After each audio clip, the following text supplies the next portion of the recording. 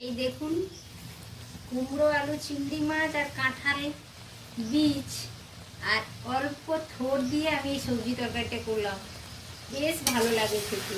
বন্ধুরা একবার হলেও ট্রাই করে দেখুন। শুধু ভাতের সাথে নয়, রুটি পরোটার সাথেও সমান তালে এই সবজি তরকারিটা ভীষণ ভালো লাগে। নমস্কার বন্ধুরা, গঙ্গাসাগরের বনেদি রান্না ও পরিবেশ ইউটিউব চ্যানেলে আমি সবাইকে স্বাগত জানালাম। চলুন বন্ধুরা আমাদের কলা বাগানে যাই। আজকের কলার থোড়ের আমি একটা রেসিপি করব। এখন থোড়টা তুলে নিয়ে আসি।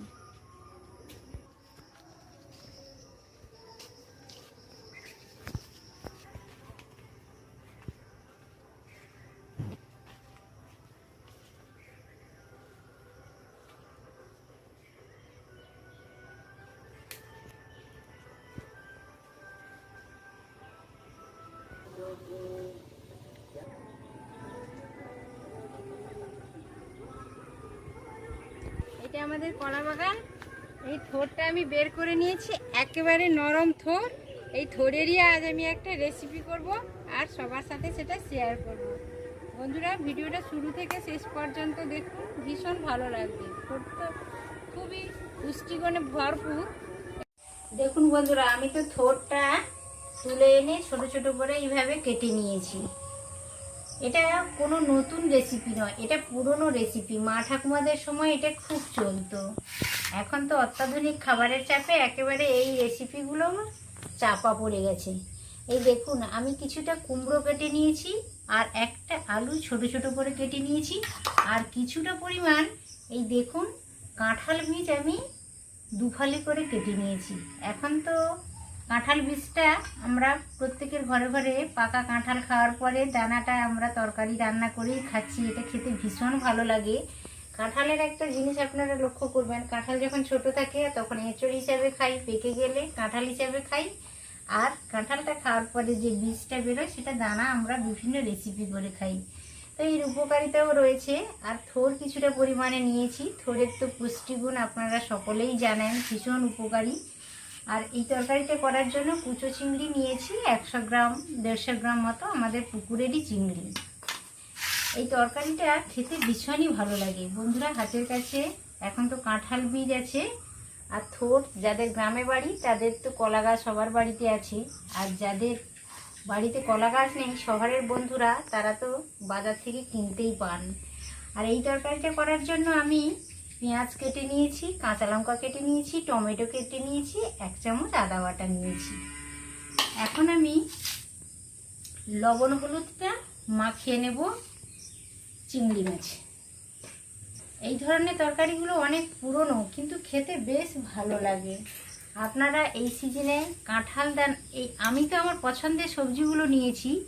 এতে আরও সবজি অ্যাড করা যেতে পারে, গাজর অল্প দেওয়া যেতে পারে বা বিনস দেওয়া যেতে পারে। দিলেও তরকারিটা বেশ ভালো লাগবে খেতে। বা আপনাদের যদি অন্য কোনো সবজি পছন্দ তাহলে সেটাও দিয়ে করতে পারেন, কোনো অসুবিধে নেই। তো সমস্ত উপকরণ আমার দেখানো হয়ে গেছে বন্ধুরা। এবার আমরা চলে যাই রান্নার মূল পর্বে। এই দেখুন, আমি উনানে একটা কড়াই বসিয়ে দিয়েছি আর জালটাও আমি লাগিয়ে দিচ্ছি।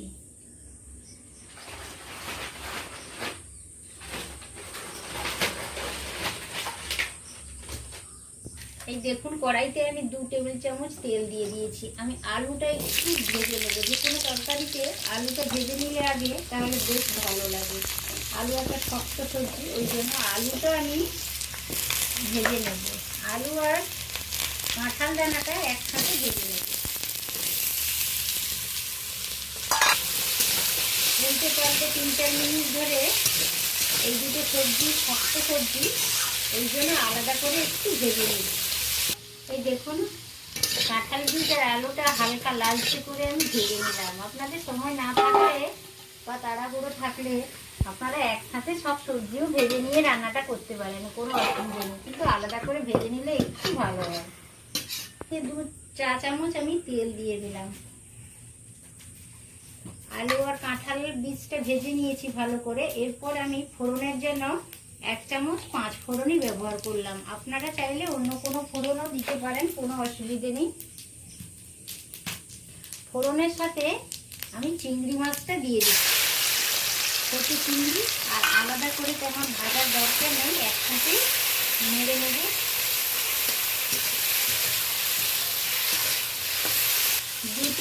আমি চিংড়িটা নেড়ে নিয়েছি। এর বেশি চিংড়ি নাড়ার প্রয়োজন নেই, তাহলে চিংড়িটা শক্ত হয়ে যাবে। এরই সাথে আমি পেঁয়াজ, কাঁচা লঙ্কা, টমেটো সমস্ত কিছু দিয়ে দিলাম, আদা বাটা।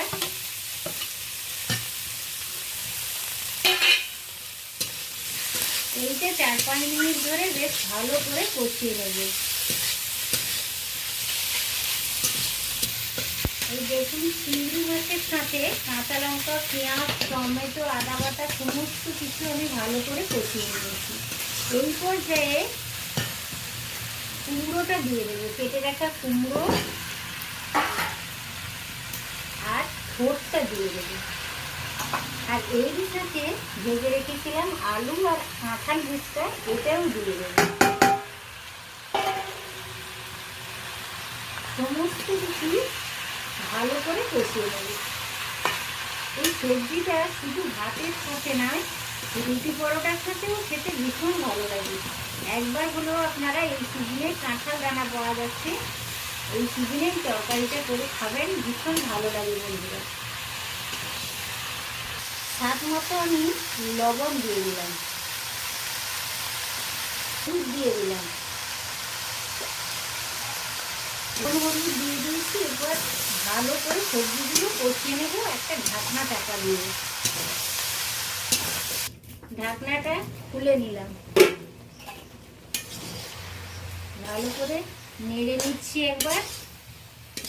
এটা আরও 2-4 মিনিট আমি ভালো করে কষিয়ে নেব। এটাতে খুব একটা বেশি জল দিতে হবে না, অল্প জল দিলেই তরকারিটা হয়ে যাবে।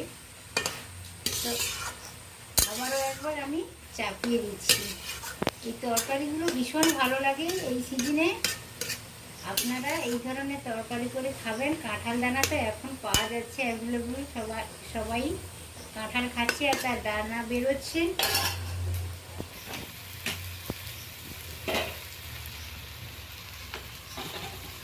সবজিগুলো ভালোভাবে কষানো হয়ে গেছে। আলুটা দেখুন, কুমড়োটাও ভালোভাবে কুক হয়ে গেছে আর আলুটা একদম সেদ্ধ হয়ে গেছে। তো এই পর্যায়ে আমি কিছু গুঁড়ো মশলা দেব।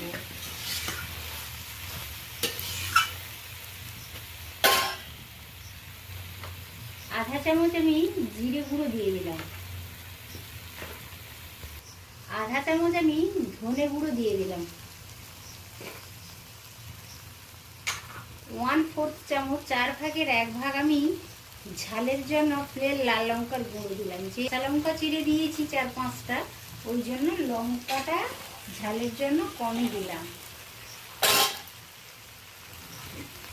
অল্প আমি জল দিয়ে দিচ্ছি, জলটা বেশি দেওয়ার দরকার নেই, তরকারিতে মাখো মাখো হবে, অল্পই জল দিলাম। এই দেখুন তরকারিটা আমি হালকা হাতে একবার নেড়ে নিলাম, সব সবজিগুলো ভালোভাবে সিদ্ধ হয়ে গেছে। আরও 2-3 মিনিট আমি এইভাবে রাখবো, তারপর তরকারিটা নামিয়ে নেব। এই দেখুন কুমড়ো, আলু, চিংড়ি মাছ আর কাঁঠাল বীজ আর অল্প থোড় দিয়ে আমি এই সবজি তরকারিটা করলাম, বেশ ভালো লাগে খেতে। বন্ধুরা একবার হলেও ট্রাই করে দেখুন। শুধু ভাতের সাথে নয়, রুটি পরোটার সাথেও সমান তালে এই সবজি তরকারিটা ভীষণ ভালো লাগে। দেখুন বন্ধুরা, এই যে সবজি তরকারিটা আমার কমপ্লিট হয়ে গেছে। একটা পেঁয়াজ আর 3টা কাঁচা লঙ্কা দিয়ে আমি ডেকোরেটও করে দিয়েছি, দেখুন কতটা ভালো লাগছে। তো আজ আমি নতুন নয়, এটা পুরনো একটা রেসিপি, অনেক পুরনো রেসিপি শেয়ার করলাম আপনাদের সকলের সাথে। এই তরকারিটা খেতে ভীষণ ভালো লাগে। আর একটি কথা আমি বলছি, ভিডিওটা যদি ভালো লেগে থাকে অবশ্যই ভিডিওতে একটি লাইক দেবেন আর আমার চ্যানেলকে অবশ্য সাবস্ক্রাইব করবেন আর ফ্রেন্ডসদের মধ্যে ছড়িয়ে দেওয়ার চেষ্টা করবেন গ্রামের এই ছোটোখাটো নিত্য নতুন ভিডিও পাওয়ার জন্য। আজ তাহলে আসি বন্ধুরা, আবার দেখা হবে অন্য কোনো রেসিপির সাথে অন্য কোনো সময়ে। তত সময় আপনারা সকলে সুস্থ থাকুন, ভালো থাকুন। নমস্কার।